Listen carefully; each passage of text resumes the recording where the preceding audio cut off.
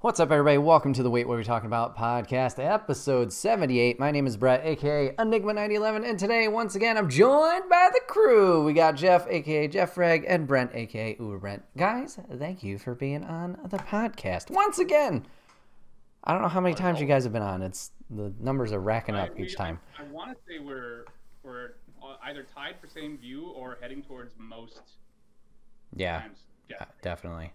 Yeah. Suck it, Steve Martin. If you guys want to catch this podcast live, you can go over to twitch.tv/Enigma9011 every other Saturday at 8 p.m. Eastern, unless we pre-record or we do it a little later. You can catch it live. Join on the conversation with us. We'd love to have you. It always makes it a little bit more interesting. But if you can't catch it live, you can always go over to YouTube and SoundCloud. Just search Enigma9011, where it's posted in full as one big video in MP3 for your amusement the following Friday. Remember, guys, hashtag ad merch store. It's not around too much longer, so grab your swag. T-shirts, cups, backpacks, and more. Rep the brand. Support us. Yeah, I know I keep saying it's going away. I don't know when it runs out, but still, take advantage of it. Yeah, Sarah, get on it. What the hell? Come on. And that's it. I don't know why I felt like I had another thing to say, but yeah. Hi, Artemis. It will. So, yes, we have... Obviously, hi, we have Jeff and Brent on today, and Artemis apparently, and we're going to be talking a whole lot of video games for you guys. Hell yeah. So, want to kick off today. Obviously, we're shifting into a new generation of consoles, so I kind of wanted to take a look back on the PS4 era, Xbox One era, and yes, maybe even a little Nintendo era, if Jeff's going to throw his wrench in there. And talk about last gen. Don't just toss out. Nintendo's in this gray area of like in between, doing their own thing. So you just don't want to do the math. I don't. I already wrote down 100+ games of this gen. I'm like, do the math because Xbox and PlayStation like release their consoles at roughly the same time, and then like you have to wait like 6 months to 3 years for a Nintendo thing, and it's just like yeah, Nintendo just does whatever Nintendo wants. Mismatched ladders next to each other. Right. It's all. Have OCD. It's all confusing. So mainly we're going to be talking about those two, just shouting out some of our favorite games, talking about them, just nerding out, geeking out, etc. I think I might have went a little bit overboard in preparing for this myself. As I mentioned, I made a big-ass list of Xbox games I had played and a big-ass list of PS4 games I had played. I had tried to not do remakes, remasters, etc., so they should all be original. But I would say you should be able to allow a remaster if it expands upon enough. So things like Resident Evil remakes, I included. FF7, I included. I didn't do like, let's see, hold on. Mm-hmm. See, that's interesting. What about like Spyro and Crash Bandicoot? I did include those. Something that was like ported to next gen. The Resident Evil, because like that's now like. That's a fundamentally different game at that point. Yeah. Yep, Resident Evil and Resident Evil 2 and 3 are Nemesis. They're fundamentally different games, but like, you know, then again, they remade. It was a full remake of Final Fantasy VII, but it's not the whole game yet. So. Right, yeah, and it's different. Even though Brent and I haven't had that conversation yet. Yikes! We're gonna have tiers and levels, and it's a whole thing. Throwing Nintendo is the least of our problems. Right. Yeah. So yeah, I made these giant lists, and then I kind of put stars next to the one I wanted to talk about, and kind of. At least say was my favorite. So I don't know how we want to do this. I guess we could just go one at a time, just going down the list. I'll say one, Jeff says one, and then Brent says one, and we can talk about them all obviously as we go, and then go from there. We don't have to go through the entire list, but just ones that you enjoyed, just ones that you loved, had a good time. So I'm going to start with Batman Arkham Knight. Solid game.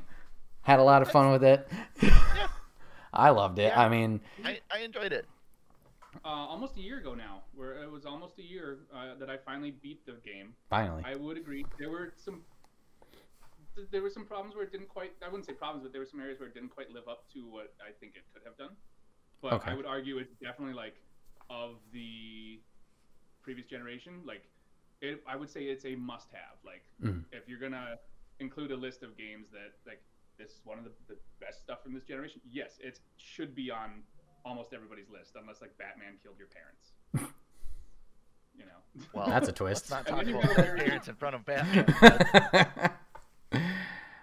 Yeah, I thought it was great. I mean, conclusion of the story. Obviously, they expanded on the open worldness of City. adding the Batmobile. I know a lot of people didn't like the tank missions per se. I thought it was a nice change of pace from time to time. It definitely took flying out of, well, not out of the equation, but you definitely did less of it. I felt like I was driving around way more than gliding around, at least when it came to big treks. Obviously, if you're doing the mission where it's in a consolidated area, then you do more of the gliding, but I felt I did that more. I thought all the characters were strong. I really enjoyed Scarecrow's portion in it and how they wove the Joker stuff into the, obviously, the gas and the fear toxin. There we go. Jesus. So yeah, I just really enjoyed it and had a blast playing it. Jeff, what were your? You said you had some things that were kind of like, I don't know, hindrances. Some of the Batmobile stuff was, it kind of felt like they forced it in, like making so many of the Joker or the Riddler things. Oh, okay. Like some of those were just, especially if you're trying to get, you know, like the high score on everything. Some of those races, oh my god. Fair enough. Go ahead. You get around faster in the Batmobile. It's more fun, like traversing by rooftops, though. I would say. Fair. So I don't know, but then like honestly, I want to see that game, but with like Nightwing, because like you'd see him moving around, like you'd see Spider-Man moving around. I think that you would think, yeah, with the screaming sticks, running and flipping and. Mm-hmm. Yeah, that game to me, it just ultimately feels a little forgettable to me. You know, I played it when it came out back in, what, 2014, 15? I didn't write down dates. I don't know. No. I think it was 16 now that I think about 16 it. Yeah, 16 sounds right. Okay. I got it. Yeah, 16. Damn, was that when I was in California? Shit. Okay. Yeah. 15 or 16, it's one of the two. Right. Yeah, like the game was good. I enjoyed it. I've liked all the Batman games. I played them all to completion.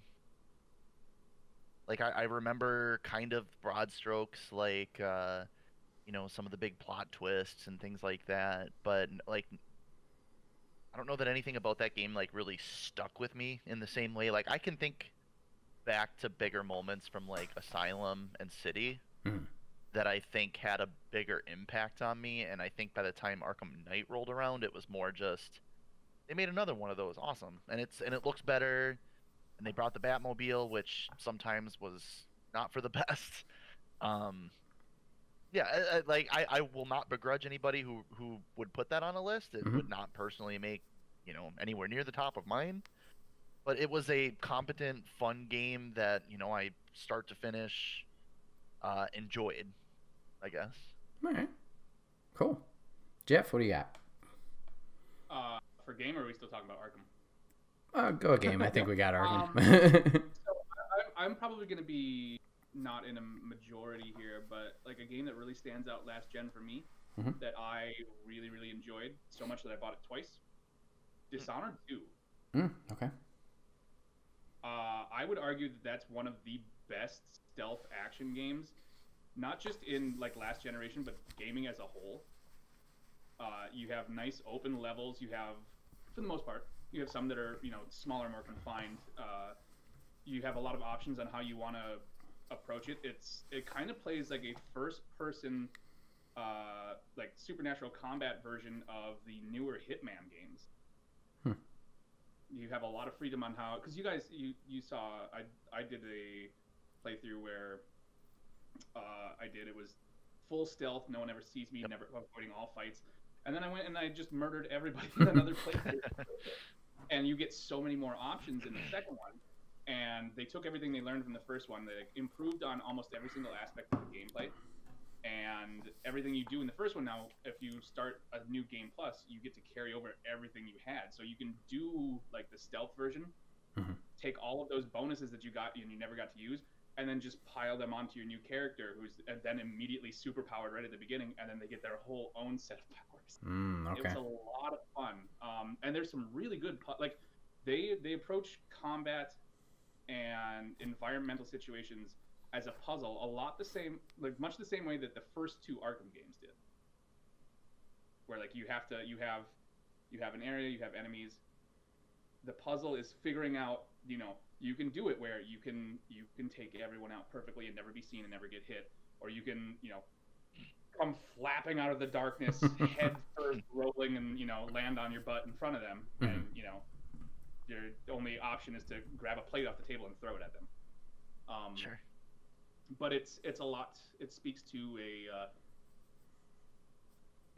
I would say there's a hard. I feel like games sometimes have a hard time balancing between player choice and the story they want to tell. Oh. And I think it runs a really fine line down the middle of that. I would definitely agree with. A lot of people didn't. I don't know. I don't have the numbers in front of me, but I don't think a ton of people played Dishonored 2. I guess speaking to what you just said there, like, I am somebody who did not play Dishonored 2. I bought Dishonored 1, and it just didn't grab me. It's a game I like watching other people play. I think it's a very interesting game. I like the setting. I'm a big fan of the setting, like kind of the you know, Victorian style, kind of steampunky. It's like almost steampunky industrial revolution. Yeah. Which I like. That all of that's really great. And like when they showed off the very first trailer for Dishonored 1 and even the one for Dishonored 2, like thematically, I was like, yes, I'm totally into this. But something about the gameplay just, I just couldn't wrap my head around, or it didn't click with me in a way that I was super interested in playing it. So I kind of bounced off that one a little bit. But like, again, that's something where when I watch somebody who is competent play the game, I'm very much like, okay, no, this is neat. I like, I'm a fan. It's just, you know, it was one that didn't personally click with me. It's the same. It's the, you know, it's the Skyrim. Like you have it's the Skyrim thing for me. It where hits like a certain niche where it's like, it's almost like, what was the Skyrim game where picking locks, like you had to go in and get like every little thing as it went over? Was that? Oblivion. Was that Skyrim? Oblivion. I mean, that happens in Skyrim where you have to pick locks. You need to like, Yeah, you go up and it would like hit different ones. Are you talking about Fallout? It might have been. No, it's where you have to. Oblivion. It's Oblivion, where you have to like knock each of the tumblers up. Oh yeah. It's like that. Like you can get one or two, but like not as many people manage to get like all three like things of enjoyment out of it. You know, there's something there. There's bits there for everybody, and even if you don't like playing it, it's a lot of fun to watch. But like, yeah, it didn't. I'm surprised it got a small follow-up, which I was surprised it got a sequel. The first one got a sequel. So. Yeah, I'll piggyback off what Brent said 100%. The setting is great. I've played a little bit of one, but yeah, for some reason it just didn't click fully. Like, it's still on my backlog, and I'd like to go back and try it. I have two. Poppergriff, did you play two? I don't remember. I know you played one. But yeah, that's obviously over there. And I have that a little bit. Like, I love the stealth playthrough of it. When I go through and try and do it with the powers, it's like I could enjoy it more if I had more buttons. But like doing it, if I played it on PC, it'd probably be really easy. But like I definitely like, it's not as fun going through and you like having to the combat's competent. It's good. It's well designed. You know, blocks and attacking is good. But like doing it in a way that feels as good as sneaking around is difficult. Yeah, Poppergriff comments he just played one. He couldn't couldn't figure out stealth to save his life. Yeah, I think I would get super frustrated. Like, I mean, okay, I'm playing through Sekiro now on stream. Like, even figuring out today, I'm like, okay, so we're gonna go this way, but then that guy's gonna see me fucking. How do I death blow this boss with all these schmucks around? Like, come on.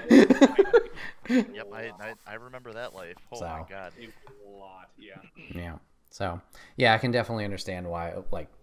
Like Brent said, exactly the disconnect. Like, there's some cool aspects, and you know, you enjoy watching it more than playing it. But yeah, that's a good choice. One question: did Dishonored 2? Was it 2 playthroughs? Like, you could play as Corvo and you could play as Elizabeth, Emily? Question mark. Yeah, it's like the first game. You have actually there's more options because you can play through the game. You can play as Corvo or Emily. Okay. You can play through full stealth. You can play through full combat. You can do a middle run, or you can absolutely refuse to get any powers, and play through like that. You can actually turn down that option. Did they have like different story paths, or was it essentially the same story, just who you're running with? It's essentially the same Okay. story. There are some beats and things like that, but I mean, Okay. they fill the same role. Gotcha. It's just like what power set do you want or whatever. Who's trying to regain their honor by sneak stabbing everybody. Okay. All right, Brent, what do you got for your first one? Unless you got some other comment that does Dishonored. Sorry. No. I think I'm gonna go right for the big one here for me. I've got a whole list, and the list keeps growing as we're talking. But I'm gonna kind of boil this one down to one big talking point. So, FromSoft, this whole generation. Now, the one I'm gonna talk about is Bloodborne. Okay. Because that is the best game this generation. To me, hands down. Not even a conversation.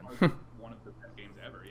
Yeah, it's so hard to argue. But I guess before I get into Bloodborne too much, I want to give a shout out to Dark Souls 3, to Sekiro. Sekiro, I don't know how that game. Well, we're gonna get into Bloodborne.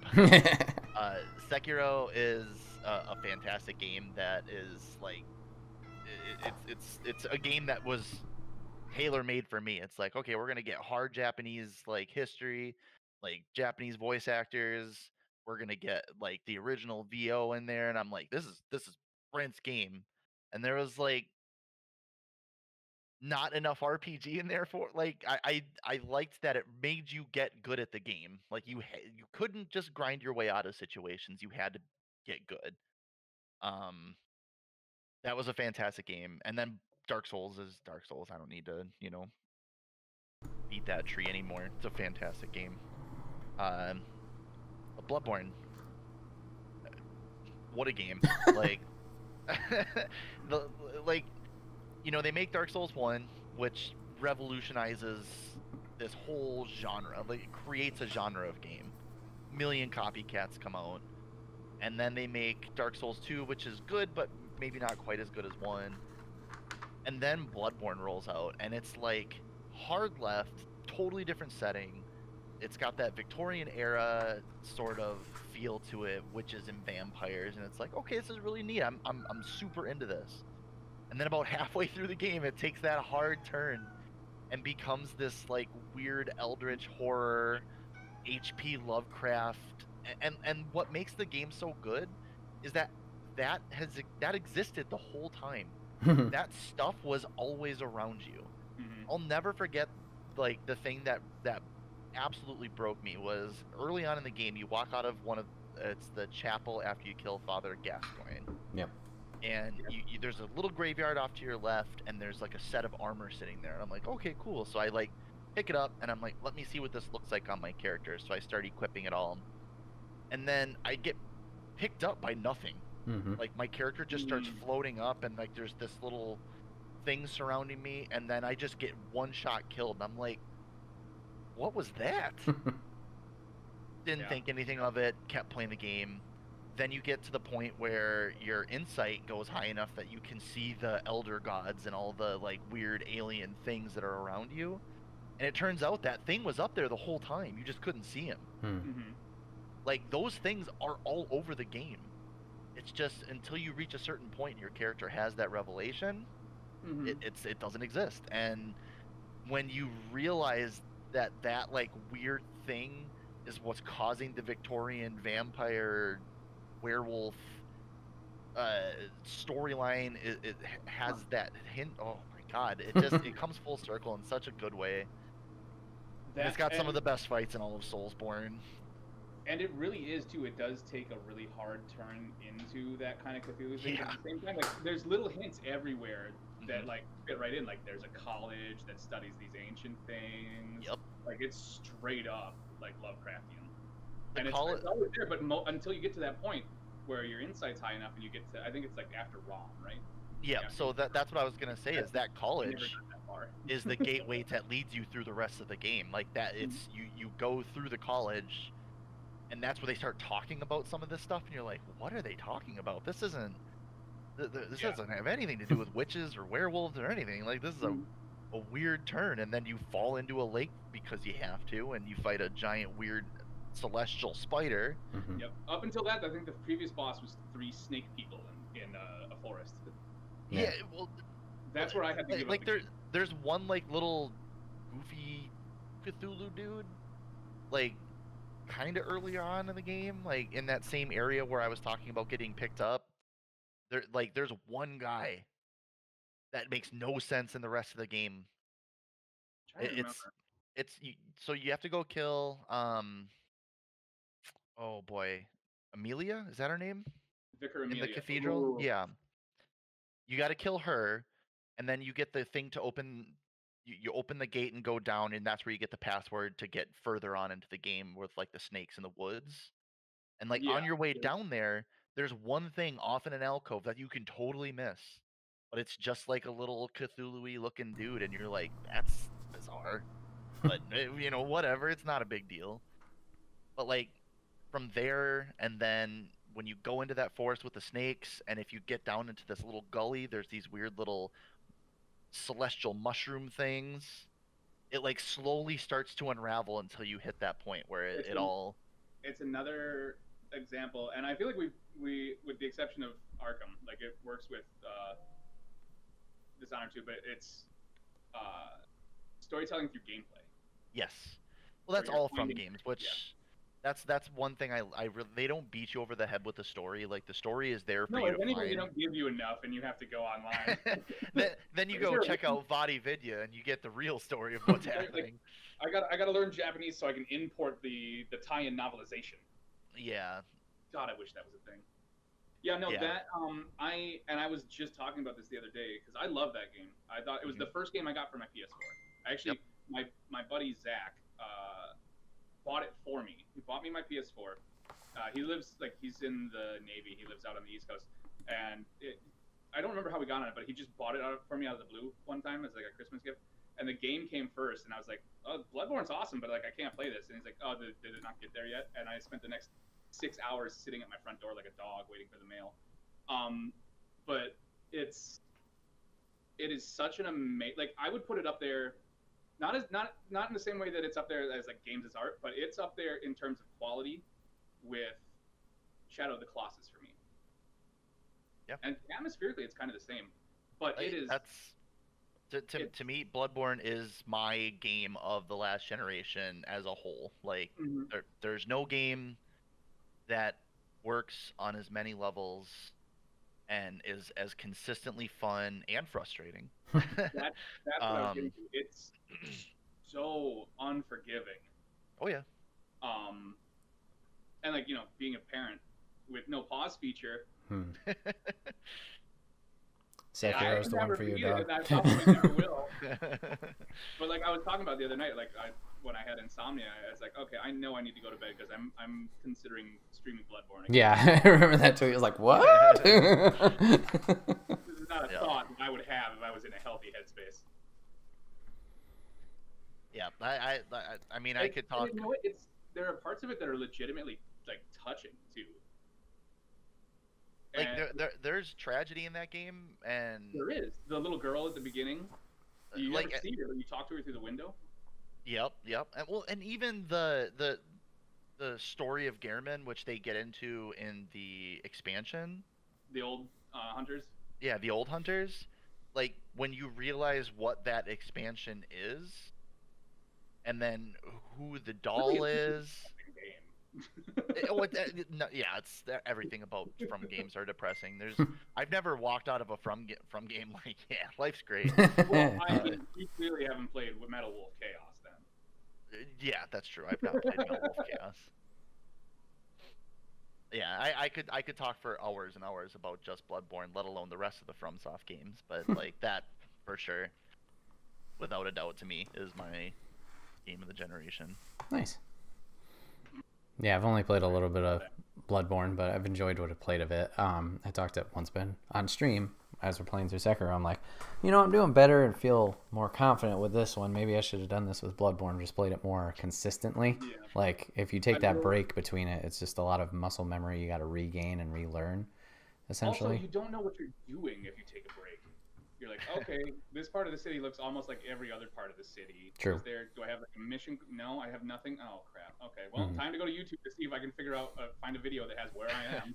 Yeah. Yeah, Bloodborne also is a game, like most Souls games, that early on in the game is just inherently difficult. Like your character is under-equipped and under-prepared for most challenges. And as you get deeper into the game, you're stronger, you've got better tools at your disposal, your weapons are better. Like you tend to get in a better place by the end of that game than you would be otherwise. So it's. I will say I did handicap myself by insisting on using the threaded cane. I beat that whole stupid game with the threaded cane because of you guys. I really wanted to, because I was like, it's got a little bit of Castlevania to it. I want to use a whip, but then you never get another whip weapon in the game. Not really. There's one other thing that you kind of get, but it's not. It's not as cool. So yeah, I beat that game with the true best weapon, which is the saw cleaver. Even though it's like literally like it's on the box of the game. Like it's so like it's a starting weapon. Yeah. Yeah. I know a lot of people who do that though. They just use that. That game, it's a great weapon. I'll pass the torch here. I know we have a lot of games to go over. Yeah, I don't know how. 10 minutes per game is a bad. Always an extra long. Maybe just like a quick thought on. I did joke around with Kate. It was like, how much are we betting that this is going to be an over 3-hour podcast? Well, I was about to say like we're not even going to get to the other two topics. Sorry, YouTube viewers, no full video. Yeah, exactly. YouTube doesn't allow us to post videos anyway. this long. Okay, so I'm gonna group a bunch together like Brent did to kind of save time. I like that. So I'm gonna make it the fighting game category because I thought there was a lot of strong fighting games this generation. I'm a big fan of this. Okay, so the big one I think that takes it overall is gonna be Mortal Kombat X. I think that was the top. Sure. Killer Instinct was another great one. That was a whole new franchise I didn't even know about until obviously the Xbox One version. You never played the Super Nintendo Killer Instinct? I did not. Everyone was like a single color, and they all looked like robots.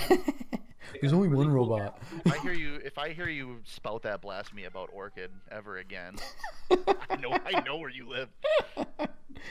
Let's see. Injustice 2 was fantastic. I like that one way more than Injustice 1, and the story was fantastic. Marvel vs. Capcom Infinite was a blast of excitement, and then not the best follow-up, but the gameplay was good. The rest, not so much. Let's see. Obviously, Mortal Kombat 11 was fantastic. Street Fighter 5 was good. Tekken 7 didn't play much of, but obviously was a good time. I want to make sure I'm not missing any. Oh, I played a little bit of Guilty Gear Revelator. XRD, that was fun. But yeah, MKX, I think, was the top one for me. This one, like, I don't know what it did, but it just came across and just like, you're going to be into Mortal Kombat heavy now, and you're going to try and learn things and like pay more attention to fighting games instead of just mashing all the buttons, and you're going to take that knowledge and go to other fighting games, go back to Marvel 3, relearn that, go to the arcades and learn King of Fighters 13, because you're like, nobody's sitting at this cabinet, why not sit there and just play it?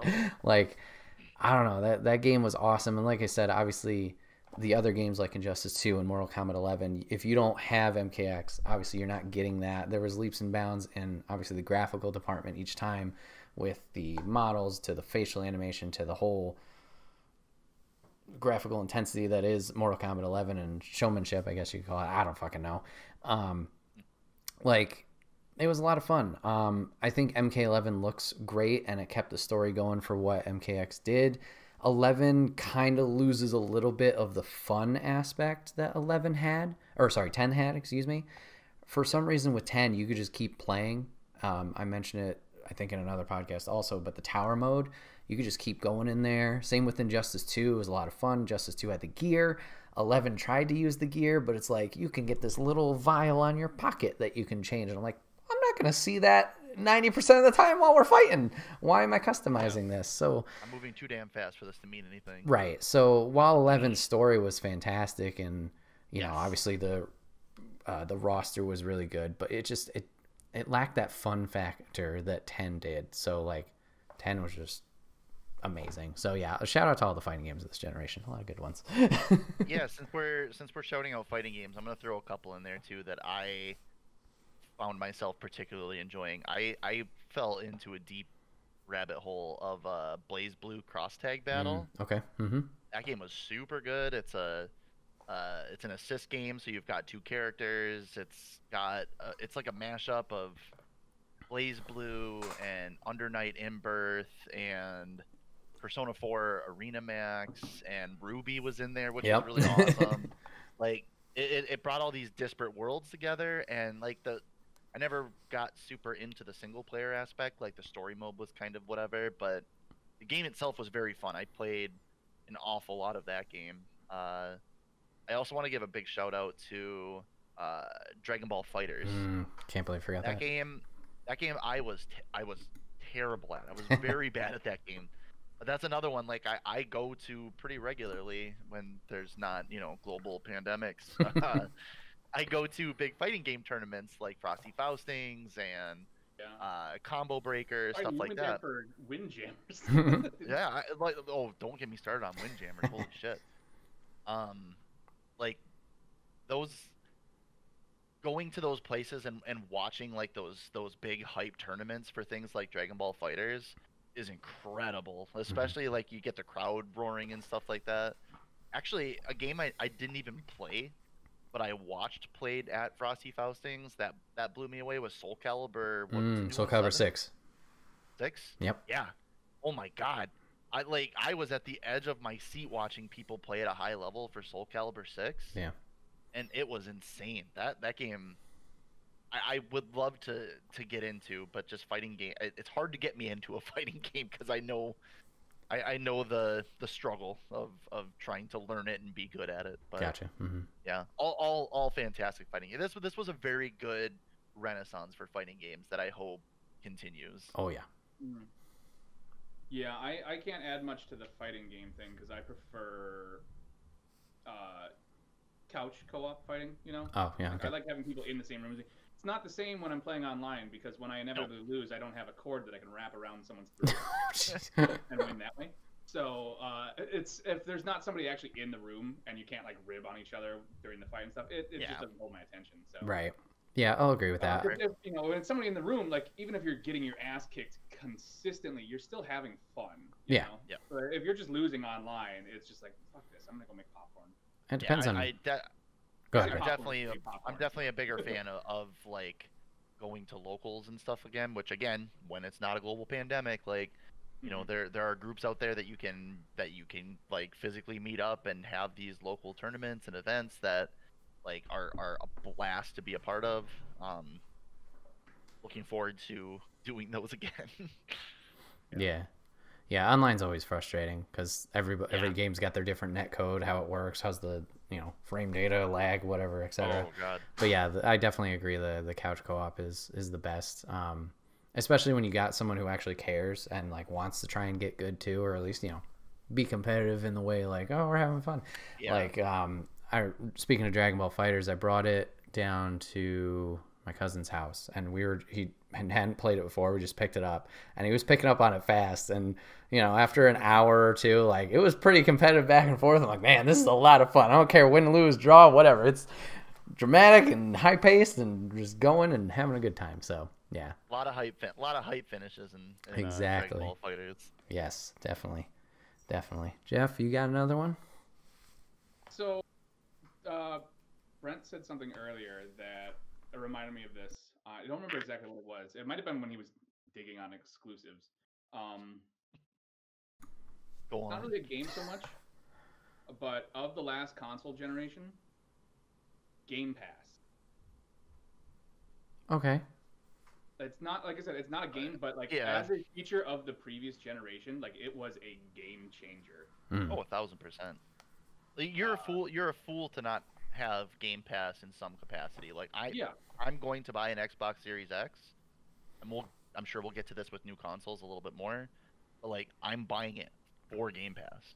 I will never purchase a physical disc or purchase a downloaded game for my Xbox Series X when I get it.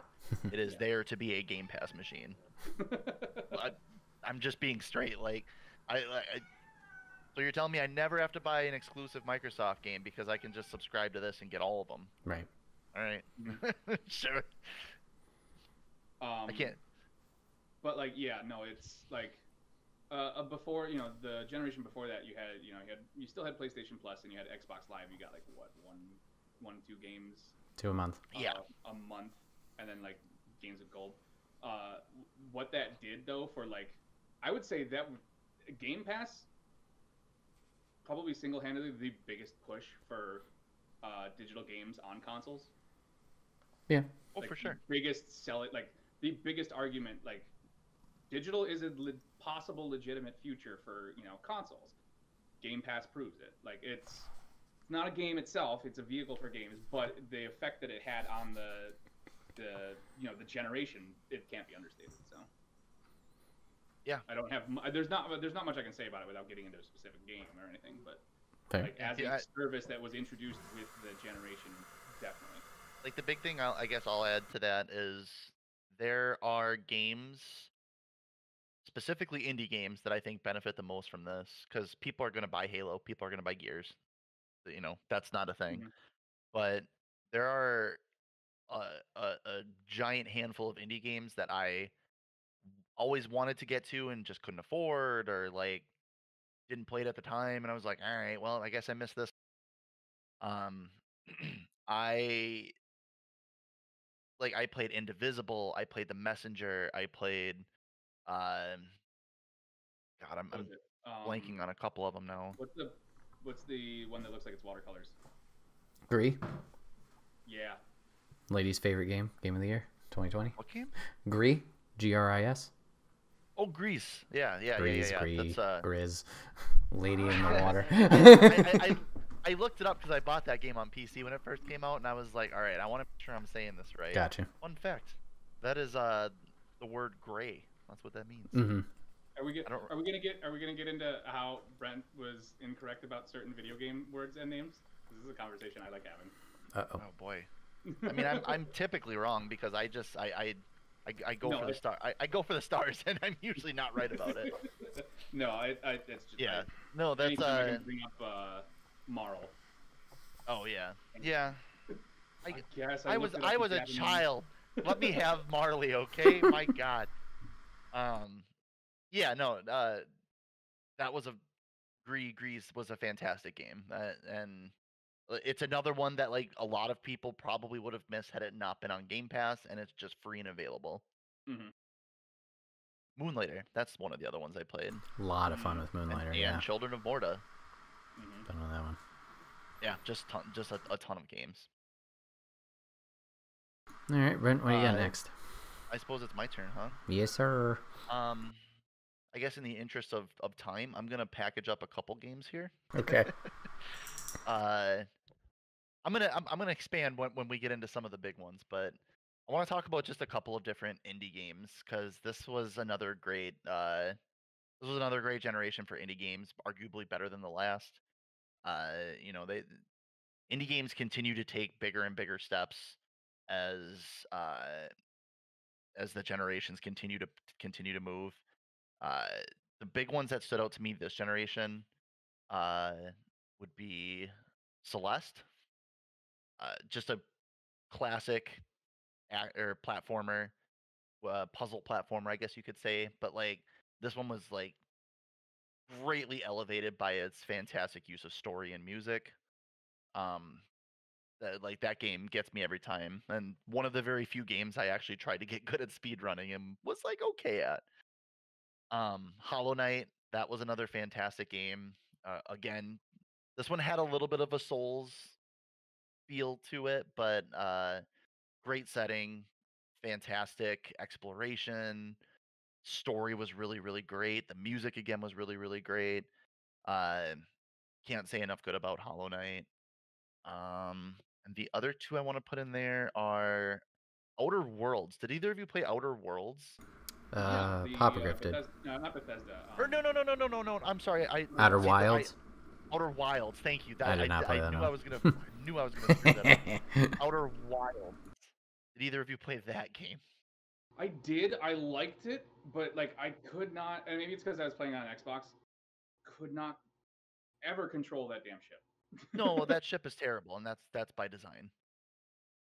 But how far did you get into Outer Wilds? Just out of curiosity. it wasn't so much how far as I got as how many deaths I got in a row very, very quickly. Did the sun explode? No, I didn't get to that point. I know the story. You died a bunch of times before the sun exploded? Yeah. I'm really bad at landing. Like, not to get too far into the weeds on this, it's a great game because it's got an extremely unique mechanic in terms of how it tells the story and what the game is about. And as I will guess, I just spoiled, the sun explodes, and it happens a lot. And it's a game that like has an end point, but it's a lot of like learning the universe and the way that things work. Like the gameplay is so intrinsically tied to how the story is told, and it's done in such an interesting way that like that was an experience. And like the more you learn, it's kind of like a bit of a tragedy too. It's so great. I can't say enough good about that. And then I guess the last one I wanted to throw out there was Undertale for indie games. Wow, that was this gen. Yeah, Jesus. Yeah, exactly, right? Like that's but I keep Undertale like is an institution unto itself. It's got some of the best character writing I've ever seen in a video game. It's got fantastic music. Its use of gameplay mechanics to tell its story is unmatched by anything. Like, I don't know. I'm playing Undertale right now. And you're playing what? I'm playing the game that Toby Fox took a lot of inspiration from, but no. It's right. Insane. Oh, yeah. Moon. Yeah. No, like Undertale just does everything in such a like it tells you up front, like, yo, this is what needs to happen, and you can choose to do it, but like you almost learn a little bit about yourself in that moment when you're really given the chance. Mm-hmm. And it kind of exposes you to an extent. But I don't know that I've ever had feels for a game the same way that I had for Undertale. And it's fan base a little bit toxic. Yeah, I was gonna say like that. If I had to say anything against Undertale, like the fan base kept me from getting into Undertale for years. It's one of those fan bases. It's a lot like Rick and Morty. I love Rick and Morty, but man, if I never talk to a Rick and Morty fan for the rest of my life, it'll be too soon. I don't know what else to say. Like, it's a great show. It's funny. It's clever. It's well written, and it is insufferable to talk to somebody who likes that thing. I watched the shoot. We don't need to, Yep. But yeah, that's on Undertale. That's another game I could go on for a long time about, but I won't. Nice. All right. How about one indie showcase for the night? Yeah. I'll just assume it's still indie, even though Microsoft bought it. I was gonna tail end with Cuphead in there. That was fantastic. Oh yeah, Cuphead, absolutely. Yeah. I would argue. Oh well, no, Joe, you were gonna say something about that. Brent, I mean. Oh, I was. Yeah, you were about to do it. Sound I was gonna say I was gonna follow the indie thing up with one because it sounds like we're about to move on to the next topic. So. Oh, I was gonna blitz through like last couple. So maybe I still have a lot of faves to go. There's a lot of games. Damn it. Maybe we can just get into like one line. Don't carry over to like best of last year or whatever or this year. Yeah, maybe for the rest of some of these faves from the previous era, we can just do little one-liners and keep moving. Yeah. We like games, viewers. That's why you're here. Cuphead is great. Yeah. And the music is almost unmatched, and the animation is stupid good. Oh yeah. Still waiting on the DLC, but that's okay. Take your time, yeah. I don't care. So like Jeff said, or Brent said too, I'm gonna kind of do my last pass of games, just kind of rapid fire the ones I have left and kind of give my quick comments, and then we'll go down the line once again.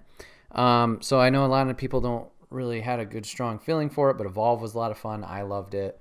Never played multiplayer at all, but just played single player and just ran through the monsters with the different teams and the different characters. I thought it was unique. Yeah, Turtle Rock made it. I think it was early in the Xbox's launch. It was very early. on. Yeah, I know which one you're talking about though. Yeah. It looked like fun, but it looked like you had to have the right group of people. Yeah, like Yeah, I said, I that played was single something player. I always felt that was something you would want to play with a group of friends, but Yeah. I didn't have that many people that wanted to play the game, so I never got into it. Gotcha. Yeah, I just played solo. It was a lot of fun. Along the same lines, another early release, Sunset Overdrive, was a lot of fun. Yeah. I had a blast with that. I kind of want to go back and play it on stream. It's unfortunate that you got to delete all of your save data to do that. I hate games doing that, but whatever. Far Cry 5 was fantastic. I know some people hate the ending, but suck it. I love that game. I haven't played New Dawn. It's still on the backlog, but 5 was fantastic. Life is Strange 1 came out of nowhere. Bah! Just fucking. That was gonna be the one. Like, I don't know if it counts as indie, but I mean, I count it. I platinumed that game. I laughed. I cried again. A lot of emotions. Stupid good game. Oh my god. And did either of you play it like as the episodes were coming out? I was late to the party. Oh my god. I might have played like. I think episode 5 like wasn't out yet, so I might have had the 1 through 4 span, and then waited. That's almost worse. I don't remember. The cliffhanger of 4 is almost worse. Yeah. yeah, I don't got remember. in when the first episode was free, and it was on. I played it on my PS3, and then Yep. I think like the second episode had already come out. I got it when the third episode came out. That was That's when I got around that. I think that's what I did. Is I beat episode 1 and 2, and then 3 came out like the next day or two. Mm-hmm. Gotcha. That's when I got into it. But like playing that as things were coming out, like it was the same thing that I like about watching anime on a weekly basis, because you get that like cliffhanger, and then you're just left to stew in it for a while. So like, you know, when you're talking Life is Strange and where you played it, where episode 4 hits and you're like, oh my god, is my character dead? Right. That guy was the bad guy the whole time. Yeah. Like, oh my god, we're going to the bad place now, right? Like, it just to have to stew in that for like a month. Oh, I can't was imagine. insufferable. Yeah. Let's see, another indie title, Overcooked and Overcooked 2. Torture. It's a great game. I need to play that with a human being at some point. Oh, it's a lot of fun. So yeah, both Overcooks. God of War was fantastic. Yep. Horizon Zero Dawn was fantastic. Yep. Kingdom Hearts 3 was nostalgia personified. Loved it. Yeah, I know, Jeff. I saw that look. Shove it. I think Kingdom Hearts 3 was fine. Fair. That's the most I'll give it. I think now it might be, the bias of A game. the old ones. I was just so happy and felt so much physical joy, like a knot in my chest, but a good knot when like playing through it. I wouldn't say it was the Sure. Younger than us, that he's still able to access that part of his childhood. Like he's just not old enough and jaded enough yet. Yeah, I mean, I'm mostly old and dead for the most part, so. Like, we've been waiting. Like we realized we've waited the same amount of time as you did, Enigma, between 2 and 3, but like, it's so much. Like, you were younger that time. Some of those years went by faster for you than they did for us. You know. fair. So yeah, I don't know. I love 3. I enjoyed it. I'm never gonna play it again. It didn't sit with me the same way 1 or 2 did, I guess. Fair enough. Fair enough. I like the things they changed with the world. I like the big open areas. I thought that was fun. Combat was fun. I kind of wish they added more of the theme park attractions. It kind of it's like you hit the last one pretty early. Oh, like with the triangle attack or whatever. Like you get the teacups and you get the boat and the water ride and stuff, and it was like, oh, we're done already. Okay. That's your get out of jail free card. When Yeah. No. Yep. Yeah. So yeah, I just had a lot of joy out of that one. I will say the Neo Yokio part, like that was a really great area. Which one? The Neo Yokio part. Oh like yeah. The Big Hero 6. Big Hero area. 6. Yep. Yep. That was like, that was the part that to me felt the most like, oh man, this like if more of this game was something like this, I think I would have. Gotcha. I think I would have jived with it more. Gotcha. The end of the game was great, and then that gave me some feels. Well, not the end of the game, the lead up to the end of the game, and then the end of the game I didn't like. But okay. I just want to confirm. You mean San Francisco, right? Oh yeah. What am I thinking of? What's Neo Yokio? The Netflix show, isn't it? Oh, it is. Yeah, that's that terrible one made by, what was it, like Jaden Smith or something like that? Yeah. I was gonna say, like, yeah, not that. San Fran Tokyo. That's the one. Yes, that one. Thank you. Let's see. Marvel Spider-Man was fantastic. Yup. Resident Evil 7 was great. My first Resident Evil experience. Can we just like all agree like pretty much every exclusive title Sony put out was a fucking gem? That's what I've been avoiding because like I'm saving those for like the best of the like absolute best of the generation. Yeah. Fair enough. Like those are the ones that everyone like God of War, Horizon Zero Dawn, Uncharted 4. Uncharted 4, Witcher 3. Like. Witcher 3 was exclusive? I didn't say it was exclusive. Oh, my bad. Sorry. Like, these are the obvious, like, the giants on the fucking hill. Gotcha. Yep. Well, it's at the end of my list.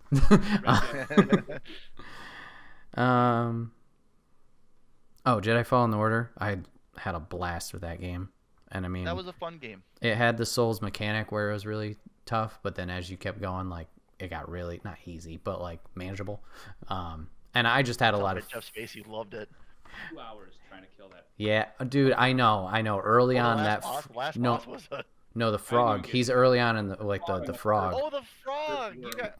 The frog is a pain in the ass, Jeff. I was there. I know. I'm not moving on until I get my stuff back and get out of that room. But yeah, I just enjoyed that story, and as we progressed, even through the stream with the lightsabers, or how that goes, I was just like, oh my god. Can I hijack this for a Go second? for it. Like you haven't. No, well, so that game, Star Wars Jedi Fallen Order, didn't need Darth Vader. He did not make that game better. That game was great. It's still simmering before we officially started the podcast. I enjoyed it just because it's like, oh fuck, but yeah, I didn't need it. it had like the second I heard the, I was like, oh Jesus Christ! Of course it's Darth Vader. I will say, running away from him for the first chunk was pretty neat. Mm-hmm. I'll give him that. That is the most I will give that. Fair. But the physical damage I took from the eye roll when I first heard that stupid idiot walk through the door, I was like, oh cool, we're gonna undermine our main villain so we can put Darth Vader back in there. Okay, I'm done. And then last 2 games like the shout out is just games I'm surprised I put, I'm sure 200 plus hours in. I know one for sure is 200 hours. And I bought one of them 3 times because I liked it so much. I'd like to give a shout out to Apex Legends because I didn't expect to love that game so much, and I constantly keep playing that. Haven't played with squad mates because nobody wants to fucking play. But randos, that's fine. And then Overwatch. Overwatch I bought on Xbox originally, PlayStation 4 for a fuck ton of hours, and then I tried it on PC, and oh boy, was that a change. Got a good couple games, and it went downhill fast, but yeah. I went from watching Brent stream Overwatch to watching you stream it occasionally, and I like there was some carryover there where I couldn't watch Enigma stream it without thinking about the time that Brent, while streaming Overwatch, told the story of how he threw his back out, and it really made a disconnect there. Yeah, let's not dig that grave right now. Somebody find the video. I'll take my answers off stream. So yeah, a lot of good games for me. That's all I got. Jeff, what are your final thoughts? Yeah, I'll just go through my list real quick. Just the ones that I really, really enjoyed. Plague Tale: Innocence. I had a lot of fun with that game. It was. I want to get to that. I do want to play that game. That looked really good. I had a lot of fun. I'm actually probably gonna stream it again, just because I don't think I gave it like as much attention as I missed stuff. I want to do it again. Okay. Alien Isolation. You guys know how I feel about Alien Isolation. Yep. Let's see. Control. Oh yeah, I didn't even put that on my list, but Control. what a great game. I was gonna say Control was like my game of the year, and then I was like, wait, no, they came out last year. Oh, okay. I was like, it's not. Needless to say, I'll be buying that again on PS5 when they redo it, so I can A, play the DLC, and B, see it look just stupid good with ray tracing. I have it on PS4 and Xbox. Yeah, I got the Steelbook both times.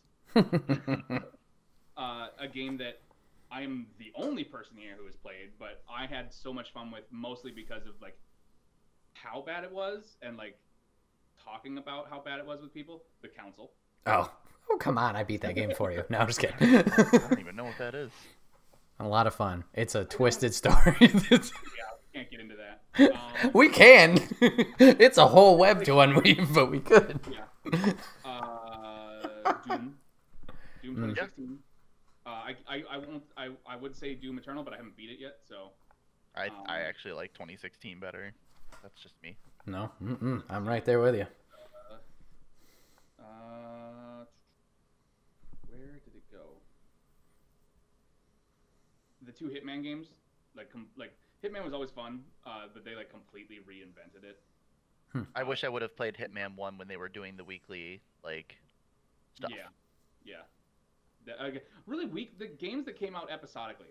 Last generation was a huge growth for like episodic games. Yeah, absolutely. Hotline Miami. Oh yeah.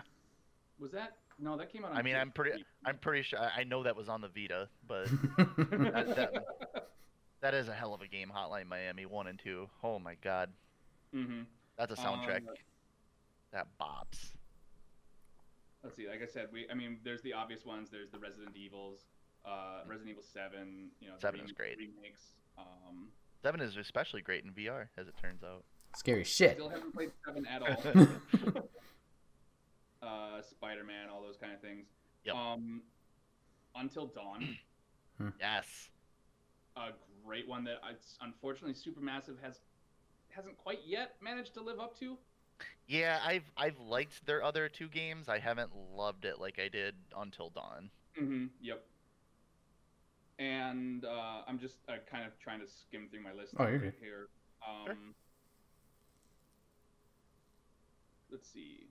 One that I look forward to playing. I haven't played much of it yet, but I have played some of the other ones in the series. Yakuza 0. Mm. Oh yeah. I think it was a lot of fun to watch. Oh, yeah. It's really difficult to play, especially if you're playing with Japanese. Like if you have the language set to Japanese with English subtitles, then you really got to pay attention. Right. Yeah. I won't even to me there's no other voice actor for Kiryu other than the Japanese one. It's just so iconic and perfect. I was about to say Alan Wake, but then I realized no, that's DLC. I didn't play it until last year for the first time. Yeah. But then again, Control DLC. Yeah. The Tomb Raider games were like the reboot trilogy. Yeah, I've only played the first one, but I've been meaning to go back and play the other ones. Yeah, the first one was on PS3 originally. But... Oh, was it? The definitive version, specifically. Oh, the definitive version was yeah. Yep. Gotcha. But the other two were on last gen, which were great games. I very much enjoyed those. The Wolfenstein games. Yeah. Those are amazing. Wolfenstein 2, man, that goes places. Yeah. Like, quite literally sometimes. Quite literally sometimes. I'm gonna say there's other ones, but I'm just losing my list is so long here. Yeah. A Way Out. That was fun. Doesn't have a ton of replay, but like for a singular experience with a friend. Yeah, I will cherish the memory of when I played it with my buddy and killed him. And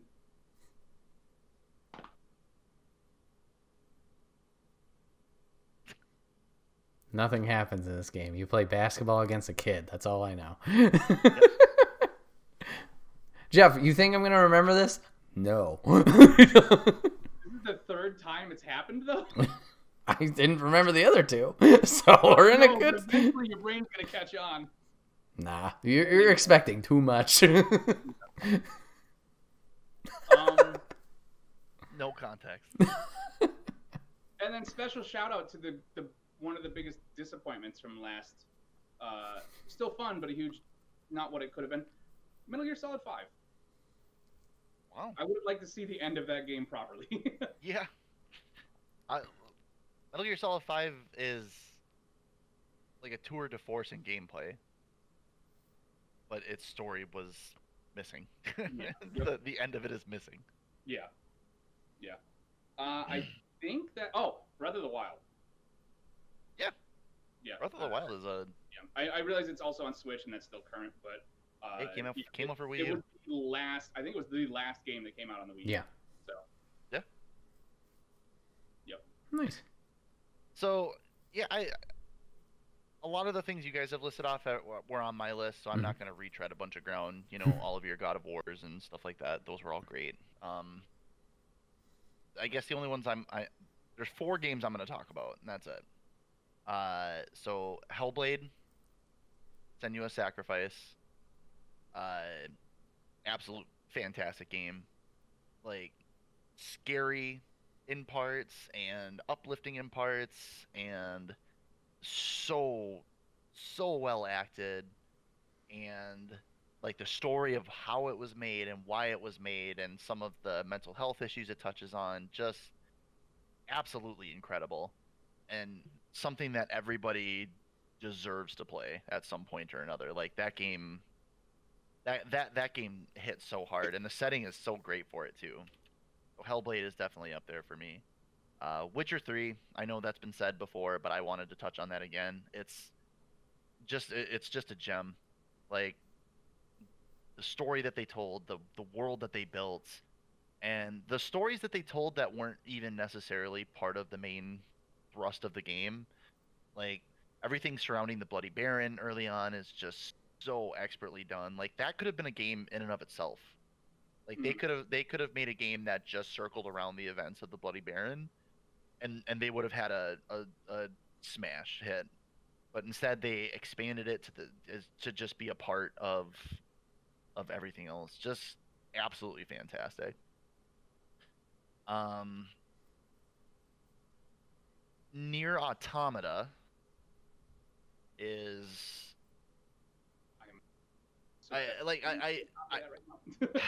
I could say so many good things about Nier Automata. It's another game that like is interesting because it breaks your expectations by using the gameplay to fit in the world of the story. Like right down to the point where if you remove your character as an android, you have an OS chip that runs your character, and it says like you can unequip, like you can disequip things like, oh, I don't need to see the enemy's health bar, so I unequip that module, and it expands your character to equip other things to deal more damage or something like that. But now you can't see how much health you have, and it goes right up to the point where like your operating system chip, you can take it out, and if you do, you die. Game over. Like, and it tells you, it's like, hey, if you take this out, you're gonna die. Are you sure? because your android needs this to exist. Huh. And it gives you a warning, like, are you sure you want to do this? It's gonna be bad. And if you pop it out, game over. You died. And even like, there's a whole thing surrounding the saving system, which I won't get into too much because it's a little spoilery, but like, throughout most of the game just autosaves because thematically, if you die, they just make another robot. Okay. Like, so it's like, whatever, your character died, here's another one. But like, at a certain point, that ability to make more robots is gone. So you need to manually save your game from then on out because you can't just rely on backups. They're gone. And they don't go out of their way to be like, hey, game player, right now you got to make sure you this is a thing now. But it allows you within the context of the game to be like, that makes sense, like from a story perspective, and it affects gameplay in that way. And just everything they did with that was fantastic. The story or the music is without a doubt one of the best soundtracks in all of video games. though. Nier Automata, can't recommend it I've played enough. a little bit of it, and I've seen some stuff, but I specifically got a copy of Nier so that I could go into Automata. 'Cause I know there's connections and everything, so. So you're playing Gestalt right now? Well, no, it's just called Nier, but it's the Gestalt version from. Yeah, I played it on the 360, I think. Yeah. Yep. Early on in the pandemic. I've still got to get to like the third ending, the one that actually leads into Automata, because I have Automata. Well, it's on Game Pass, so I have it. Still trying to buy a physical copy, but I've been waiting because I've played it and I've watched it, and unfortunately somebody spoiled the story for me. But I want to see. Like, I haven't seen most of the parts that connect, and I want to see like. I think that game, like, if somebody just in 3 sentences tells you the end of the game, I don't think it's really gonna do that much. It's very much the journey. You know, it impacts your perception of the ending. So I don't. The original Nier was too. Yeah. Yeah, I don't think you're losing much by hearing. No. Just a one sentence like this person and this person do things. It's like, okay, whatever. Like, kind of telegraphed early on. And I guess the only other game I have, and like this is probably a close second for my game of the generation, Persona 5 Royal. Like that is a Brent ass game from start to finish. Like Japanese high schooler anime, like life simulator / dungeon crawling JRPG with the like literally the most stylish piece of media I've ever played. Like I'm like more stylish than any game, than any music, than any movie, than any TV show. Like out of every single pore of that game, it's just oozing style at every moment. Like right down to like if you've ever played a JRPG and you finish a fight, your character does this. And then stands there until you get all your experience points. No, not this game. This game is like your main character is like, all right, and then they start running and like getting right back into it, and like all your points and everything. And even when you're flipping through menus, like it's like shooting up with different like images of your characters, and everything is really like free flowing, and like it's got this very jazz kind of like music in the background, which the music is incredible.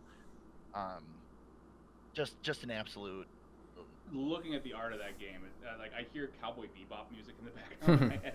Oh, for sure. There's definitely, because Cowboy Bebop has that same like jazzy feel to it, right? Like that's like every Persona has a theme that you can almost boil down to like a musical sense, like for the game itself.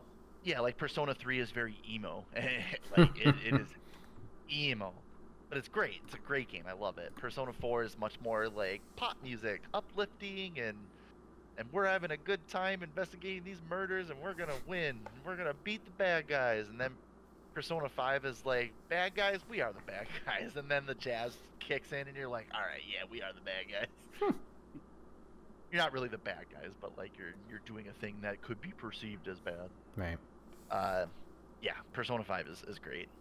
And Royal just takes the first game and then adds extra layers to it that I didn't even know it needed. And then after playing it, I was like, "Yep, glad I did." That's my without getting into Game of the Year stuff for this year. Those are my Those are my one other I would add to that list without getting into game, and then hit me with it. And it's kind of on the last one where like we missed out, and you could argue that it's not technically a game. PT. Oh yeah, PT. Yeah. My God. We were promised PT. We got Death Stranding. We might still get PT. I mean, not PT. Yeah. Something like it. Yeah. He had that whole announcement thing. What was it, like earlier this week or last week or whatever? And we got nothing. I was so disappointed. It's like, here's my awards. Yeah, stay tuned for tomorrow. It's gonna be a big one. Yeah. Now you can download your desktop theme for Death Stranding. What? Oh boy. Yeah, it's sick. Can't wait. Mm-hmm. All right, nice. Well, a lot of different games we talked about. A lot of love. Obviously, I mean, there were so many games released, both consoles, all consoles, whatever, this generation, but a lot of things we liked. So awesome to hear about all those things, whether we shared it or it was a different game.